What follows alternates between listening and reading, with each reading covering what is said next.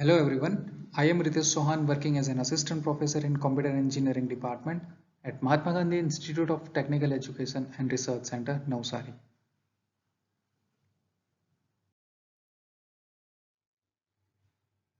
So the subject that is Python for data science includes 5 units as a syllabus. First one is overview of Python and data structure.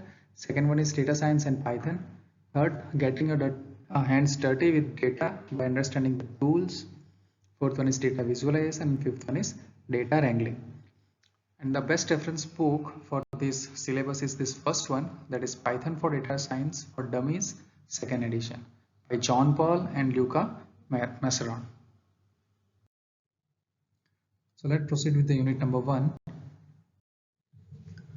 So in this video, the topic which are covered are introduction to Python, why Python, how to install a Python, data types in Python, variables in Python, how to get the input by the user in Python, and the comments. So the Python is widely used general purpose high level programming language. It was created by the man who is in the right bottom, whose name is Guido van Rossum in 1991 and further developed by the Python Software Foundation. It was designed with an emphasis on code readability, and its syntax allows programmer to express their concept in fewer lines of code. So the logo of Python also shows the two intertwined snake as you see when you install. And Python is also open source software. It is totally free of cost. You can download it from their official site.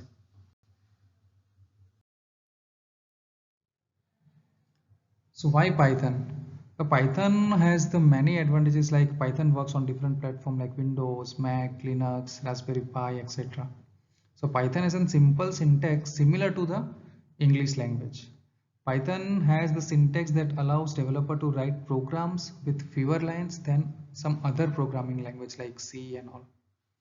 Also, Python runs on an interpreter system, not a compiler, meaning that the code can be executed as soon as it is written.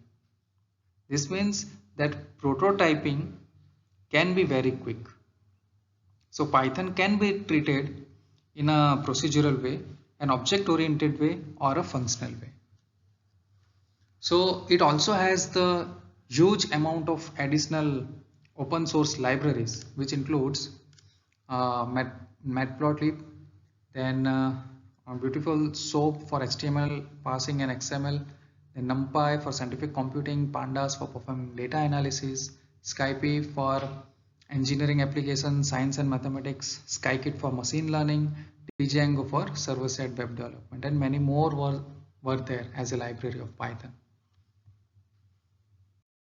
So how to install a Python in your PC? So for Windows and Mac, you have to go with this link, that is www.python.org/download. So after entering this URL in your browser, you can get this screen. So now you have to click, if you are downloading your Python for Windows, you have to click on Windows, otherwise Mac or Linux, whatever your operating system is. Suppose my operating system is Windows. After clicking on Windows, you get this screen.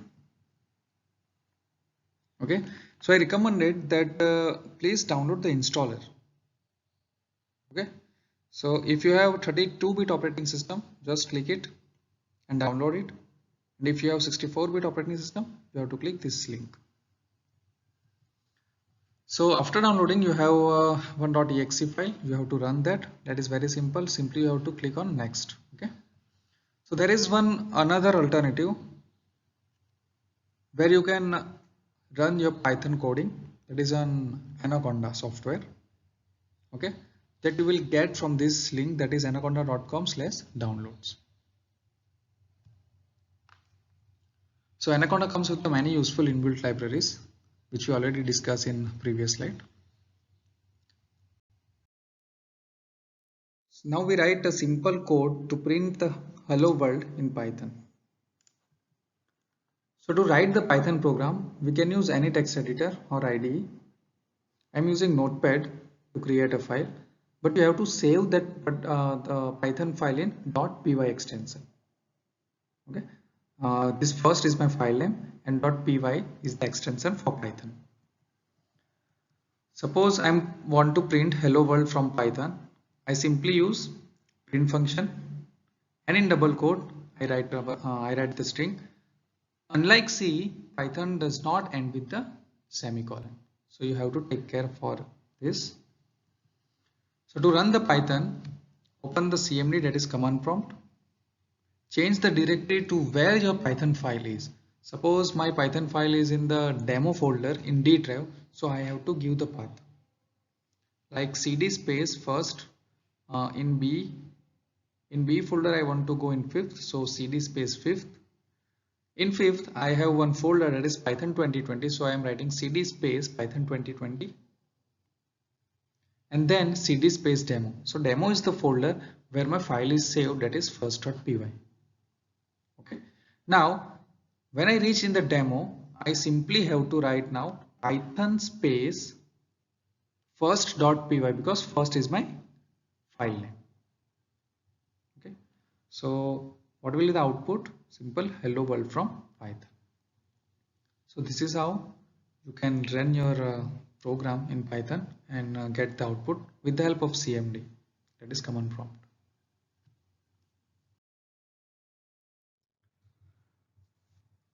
So now we see which are the data types used in the Python. So there are two categories of data types. First one is immutable and second one is mutable. Immutable means you cannot be changed once you declare. Okay, I will take this both in next slide with an example. And mutable means it can be changed anytime. So these are the types like numbers, which includes integer, data type, float.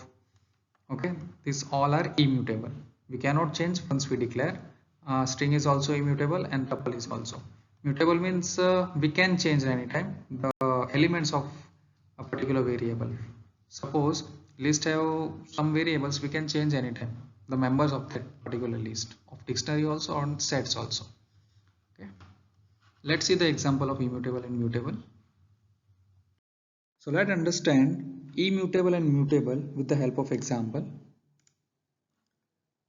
So in immutable, if we declare anything to the variable, we cannot able to change. Okay, suppose I am declaring a equal to 5. So as we know that number is an immutable, so integer, float, or is immutable. Okay, so when I check what is the ID of a, the Python interpreter shows that this is the memory location of a, where 5 is stored. Now once again I am declaring a equal to 10. What immutable says cannot be changed once declared, but I am able to declare here. But when I check the ID of this a, it will be different compared to this one. You can see here. Okay, so the memory location where 5 is stored is this one, and the memory location where 10 is stored is this one. So both are different. So we cannot say that we can update or change the value once we declare. That's why we cannot change once we declared in immutable. Okay, so now see what is mutable. With the help of list, we are going to see this example that b equal to, in the list there are 4 elements, that is 10, 20, 30 and 40. Okay, you can check with the help of type function what is the type of variable b. It's a list. Okay, now I check what is the ID of b, what is the memory location of b, then this is the memory location of b. With the help of Python interpreter we can get this memory location. Now I update the first position, so this 10 is stored in the 0th position and 20 is stored in the first position. So I am updating the value of first position in the list by 1000. Okay, and then if I print the list, it will be updated, that is 10, 1000, 30 and 40. Okay, now once again I am writing what is the ID, what is the memory location of b, then you can see both are same. So in mutable we can change the element or we can change the number anytime, but in immutable we cannot change once we declare. Okay, so this is a simple example of immutable and mutable. Data type used by the Python are integer, float, string, boolean, and complex. Integer includes whole numbers, positive numbers and negative numbers, and which are immutable. Then float, which includes decimal point, it is also an immutable. Then string, the string can be enclosed in double quote or in single quote. Both are valid. And the string is also immutable. Next one is boolean, which indicate true and false, where T and F will be capital in Python. Next one is complex, which contains real and imaginary parts, which this you can say A plus IB, where I is an imaginary part. So the data structure used in Python are list, tuple, set, and dictionary, which we are going to see in next video.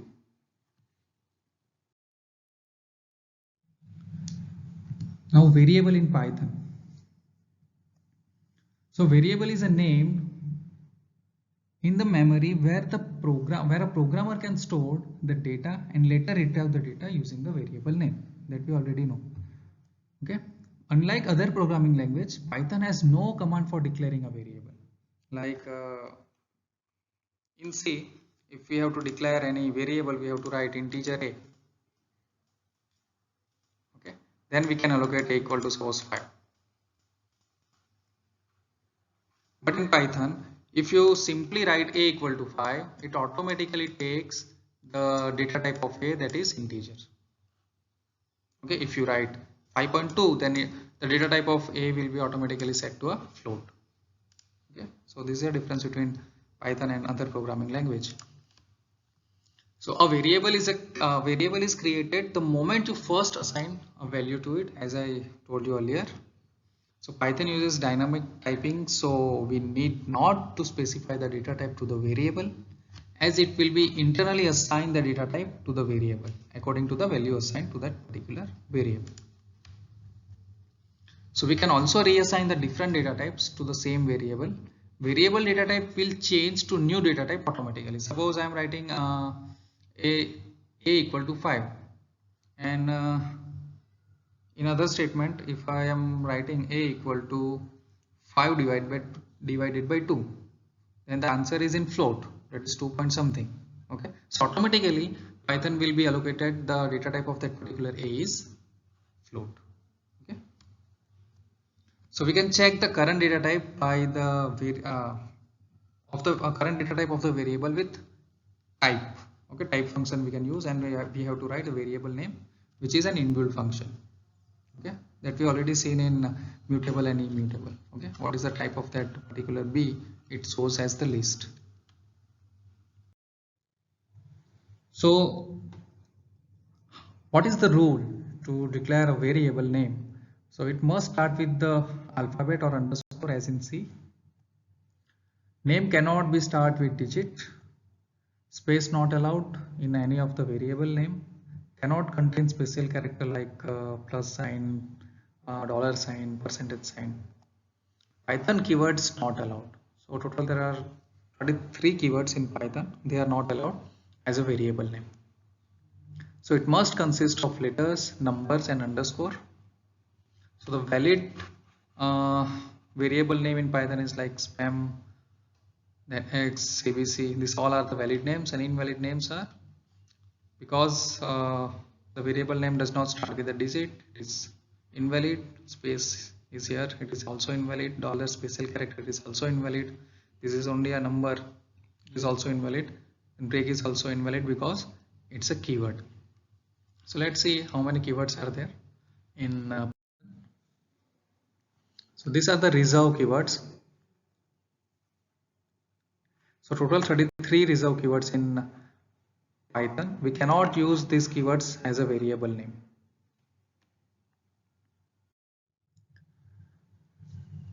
So here it is a simple example on variable. Like I have a file demo.py where I allocate x equal to 10 and I have to print x. So 10 will be printed. Then print type x. What is the type of x? Obviously it will be integer. Then I write y equal to 123.456. Then print y. And once again I am writing here, I am allocating the string to this variable, that is Mahatma Gandhi Institute of Technical Education and Research Center. It's a string. Here it's an integer. Okay, while interpreter interprets this line, it will be printed by 10. Here it shows an integer, here it shows same as an 123.456, and now I am allocating x equal to a string. Okay, now we are reassigning the value of x.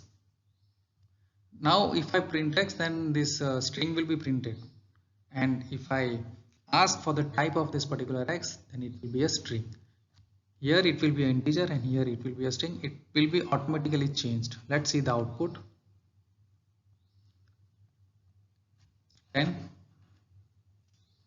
Then this will be printed here 10. Then what is the type of x? Integer. Here we printed y simply. And then x will be allocated a string here. Okay. Now I am printing x, that is Mahatma Gandhi Institute of Engineering, Technical Education and Research Center. Sorry. Then print type. What is the type of x? You can see here string. Okay, so it will be automatically change the data type of particular variable. So in C, when we take the input from the user, what we use scanf. But in Python there is somewhat different.